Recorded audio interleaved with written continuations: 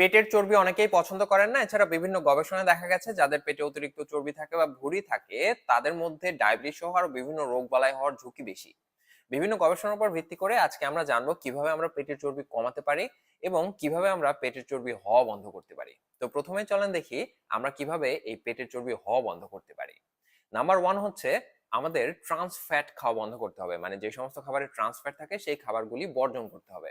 যেরকম হচ্ছে কেক হতে পারে, বেকড কেক, কুকিজ, ডালডা যুক্ত খাবার, অতিরিক্ত তৈলাক্ত খাবার, ভাজা পোড়া ইত্যাদি। 6 বছর ধরে বাদরের উপর একটা গবেষণা করা হয়। কিছু বাদরকে প্রচুর পরিমাণে ট্রান্স ফ্যাট যুক্ত খাবার দেওয়া হয় এবং কিছু বাদরকে দেওয়া হয় না। তো গবেষণা শেষে দেখা যায় যাদেরকে প্রচুর ট্রান্স ফ্যাট খেতে দেওয়া হয়েছিল তাদের মধ্যে ভুঁড়ি বেড়ে গেছে 33%। এছাড়াও ট্রান্স ফ্যাট আরো বিভিন্ন রোগের সাথে কানেক্টেড, ইনফ্লামেশন, হার্ট ডিজিজ ইত্যাদি। 2 নাম্বার হচ্ছে জীবন থেকে স্ট্রেস কমাতে হবে। স্ট্রেস আমাদের শরীরে কর্টিসল নাম এক ধরনের হরমোন নিঃসৃত করে। এই কর্টিসল হরমোনকে মাঝে মাঝে স্ট্রেস হরমোনও বলা হয়। তো এই কর্টিসল হরমোন পেটে চর্বি জমাতে সাহায্য করে। বিভিন্ন গবেষণায় দেখা গেছে যাদের শরীরে বেশি পরিমাণে কর্টিসল নিঃসৃত হয় তাদের মধ্যে ক্ষুধার ভাবটাও বেশি হয়, মানে তারা প্রচুর ক্ষুধা অনুভব করেন এবং একই সাথে কর্টিসল পেটেও চর্বি জমাতে সাহায্য করে। বাট আমাদের মধ্যে আসলে আমরা অনেকেই আছি যাদের প্রফেশনটাই হচ্ছে স্ট্রেসফুল, প্রত্যেক দিনই আসলে বিভিন্ন স্ট্রেসের মধ্যে দিয়ে যেতে হয়। সেক্ষেত্রে আপনারা যেটা করতে পারেন, সপ্তাহে 1 দিন বা 2 দিন নিজেদের জন্য রাখতে পারেন, যেই দিনগুলিতে আপনারা আসলে বিনোদনমূলক কাজ করবেন যেটা আপনাদেরকে হ্যাপি করে। শুধুমাত্র বাসায় আসলে ছুটির দিনগুলিতে শুয়ে বসে না থেকে বিভিন্ন কাজকর্ম, খেলাধুলা বা পরিবারের সাথে ঘুরতে যাওয়া, এই কাজগুলি করা যায়। এক্ষেত্রে আসলে আপনার পেটের চর্বি কমাতেও সাহায্য হবে। 3 নাম্বার হচ্ছে চিনিযুক্ত খাবার।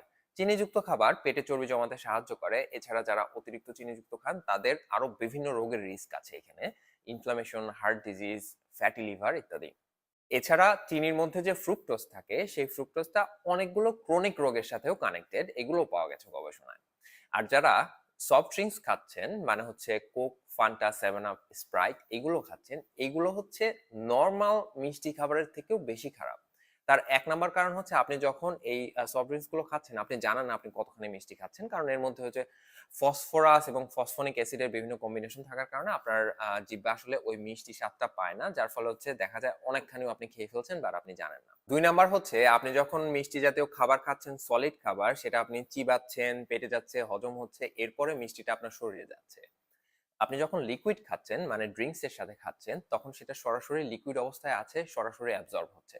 তো এই দুই প্রসেস কিন্তু ব্রেনে সিগন্যাল দিচ্ছে ডিফারেন্টলি। তো এই দিক থেকে চিন্তা করলেও যখন আপনি পান করছেন সেক্ষেত্রে আসলে বেশি মিষ্টি খাওয়া হয়। 4 নাম্বার হচ্ছে ঘুম। ঘুমটাকে আমরা অনেকেই গুরুত্ব সহকারে দেখি না, বাট ঘুম আমাদের স্বাস্থ্যের অনেক কিছুর সাথে কানেক্টেড, ওজনের সাথে তো অবশ্যই। একটা গবেষণা করা হয়, সেখানে 68,000 মহিলাদের উপর করা হয় এই গবেষণা, 12 বছর ধরে অবজার্ভ করা হয়। এই গবেষণায় দেখা হয় যারা প্রতিদিন 7 ঘন্টা বা তার থেকে বেশি পরিমাণ ঘুমিয়েছেন তাদের মধ্যে কি পরিমাণ ওজন বেড়েছে, আর যারা প্রতিদিন 5 ঘন্টার কম ঘুমিয়েছেন তাদের মধ্যে কতটুকু ওজন বেড়েছে। তো ফলাফলে দেখা যায় যারা 5 ঘন্টার কম ঘুমিয়েছেন তাদের মধ্যে ওজন বেড়েছে সিগনিফিকেন্টলি বেশি কাদের তুলনায় যারা 7 ঘন্টা বা তার থেকে বেশি ঘুমিয়েছেন। 5 নাম্বার হচ্ছে সাদা কার্বোহাইড্রেট, মানে হচ্ছে সাদা ভাত, সাদা রুটি, এইগুলো। গবেষণায় দেখা গেছে যারা মোটা মানুষ তারা যদি প্রতিদিন 50 গ্রামের কম সাদা কার্বোহাইড্রেট খায় তাহলে তাদের পেটের চর্বির পরিমাণ কমে যায়। ইভেন হচ্ছে যাদের ডায়াবেটিস আছে তাদের ক্ষেত্রেও দেখা গেছে পেটের চর্বির পরিমাণ কমেছে যদি 50 গ্রামের কম সাদা ভাত খাওয়া হয় বা সাদা রুটি খাওয়া হয়। এখন কথা হচ্ছে আপনি যদি সাদা ভাত, সাদা রুটি না খান তাহলে আপনি খাবেন কি? আপনি খেতে পারেন ব্রাউন যে সমস্ত, মানে হচ্ছে বাদামি কালারের যে সমস্ত কার্ব আছে, লাল চালের ভাত খেতে পারেন, ব্রাউন রুটি খেতে পারেন। আরেকটা গবেষণায় দেখা গেছে যারা হোল গ্রেইন, মানে হচ্ছে এই ব্রাউন রুটি বা ব্রাউন রাইস এগুলো খেয়েছেন তাদের মধ্যে পেটে চর্বি জমানোর যে প্রবণতা সেটা কমে গেছে 17% কাদের তুলনায় যারা হচ্ছে রিফাইন্ড গুলো খেয়েছেন, মানে হচ্ছে সাদা ভাত, সাদা রুটি এগুলো খেয়েছেন। এবার আসেন আমরা কিভাবে আমাদের পেটের চর্বি কমাতে পারি। নাম্বার ওয়ান হচ্ছে আঁশযুক্ত খাবার। আঁশযুক্ত খাবার কোনগুলো? শাকসবজি, ফ্রুটস, ডাল ইত্যাদি।